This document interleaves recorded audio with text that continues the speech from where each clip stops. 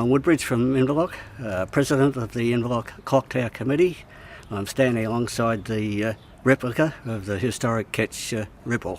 The original Ripple, it's a 57-foot ketch that was built in Brisbane Water near Gosford in 1872. First voyage was to New Guinea seeking for gold. It was then a trader between Brisbane Water, Newcastle, Sydney and Tasmania as a trading ketch. And it then came down to Inverloch, and it was used as a trader in the late 1880s to 1929 as a trader between Inverloch, Newhaven and Phillip Island and Little Dock in Williamstown near Melbourne. It served this area for 30 years. It bought the timber for the first house that was built in Inverloch. It was a very safe and solid little vessel, and it was well known when it used to come into Inverloch with its gear. The children would all come down to greet it, and they'd all be given sweets or something like that. So it was quite an event coming in with the supplies for a small town of Inverloch at that time. We started with the clock tower in Inverloch, which was based on the ketch Ripple. Finishing that project, we decided to build a full-size replica of this historic ketch. When we decided to build this, we did a lot of research, of course, but it was all volunteer labour. We did have some assistance with work for the dole, young people, but it was just a general group of volunteers who built it. We initially put down a steel hull. The frame is actually steel inside because we were concerned about fire damage, and then we just worked from there. We raised the money. We had it was a $150,000 project. There was $50,000 from the state government, $50,000 from the federal government, and we raised $50,000 for the project. And we did complete the project under budget. It was hard work. We were not builders, we had one builder, but most were just volunteers, handymen. It was a long process. Getting the masts, getting them machined. Again, it was done with a young volunteer lad to plane the mast. So it all came together gradually with a lot of hard work. The community response to this project has been excellent. It's been very rewarding to do the project and have the community support. When this was completed, then the Historical Society asked us about putting a rocket shed here, making a maritime precinct of it all, which we did, and the whole thing has come very well together.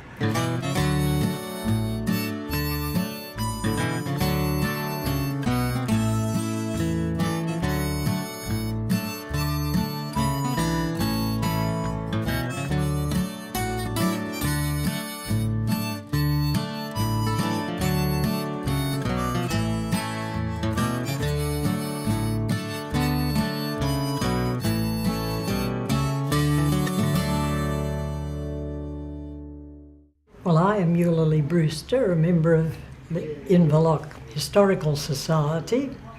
I've lived here for 37 years. I'm usually known as Eulalie, and the rocket shed has been one of our projects here at Inverloch.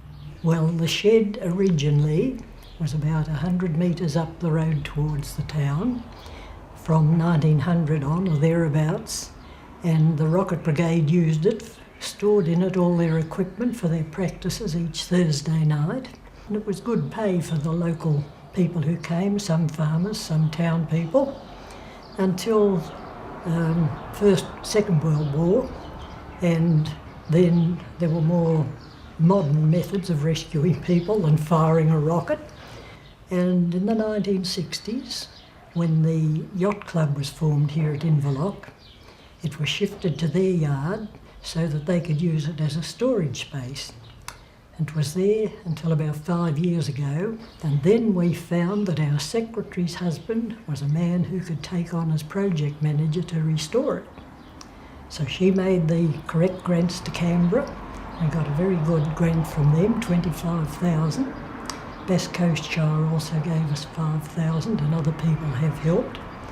But Ivan, our project manager, got his work team together, and over a matter of a couple of years they repaired the broken boards and the rotting boards. There were not very many of them. It was in wonderful condition, and when it was finally restored on the 1st of December 2009, we had a great moving day. Went round there to Bear Street where the rocket shed was repaired. Low loader came and the electricity people went ahead as we moved through the town. That was a major cost, getting them to push a pole up to get the cables out of the way. And it finally came round here and with the use of a big crane was hoisted over the trees. There are pictures here of that, and into position. And they did the finishing touches since it had come here.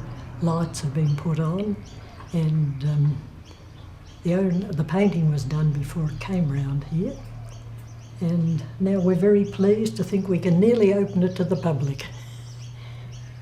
Talking on about the rocket shed, the rocket was used by this team of men, as I said, to fire out to vessels in distress. It was mounted on a tripod. There was a rocket, the head, and onto the rocket head was tied a light cord, which, with the gunpowder from behind it, shot it out, hopefully across what was being rescued. That didn't always happen at practices. And when the light cord got to the ship, that was hauled aboard, and then a stronger one had been connected to it and went out. Eventually there was a cable out, and for the sake of getting people off, if they couldn't get off into boats, there was a breeches buoy, the canvas bag with cork in it, in which they sat with their legs hanging out, and that brought them to shore. But on one occasion the butcher was delivering in a house across the road from the rocket shed, and when the rocket went off, his horse took fright and galloped off with the back door of the butcher's cart open. Meat spread all along the way, up through the town to the top of the hill. On another occasion it misfired and it went straight through the house opposite, through the passage down in a four-roomed house. Interesting things happened in the town with rocket sheds when there were amateurs practising and learning.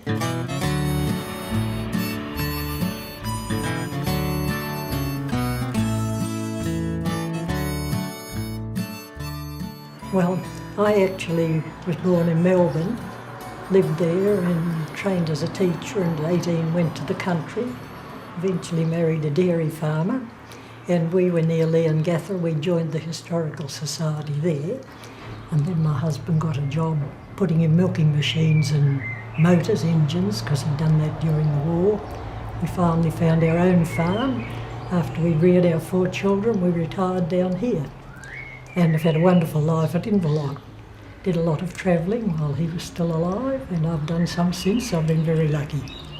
It's a great place to live, lots of interest, so many things you could go to if you had the time for them all.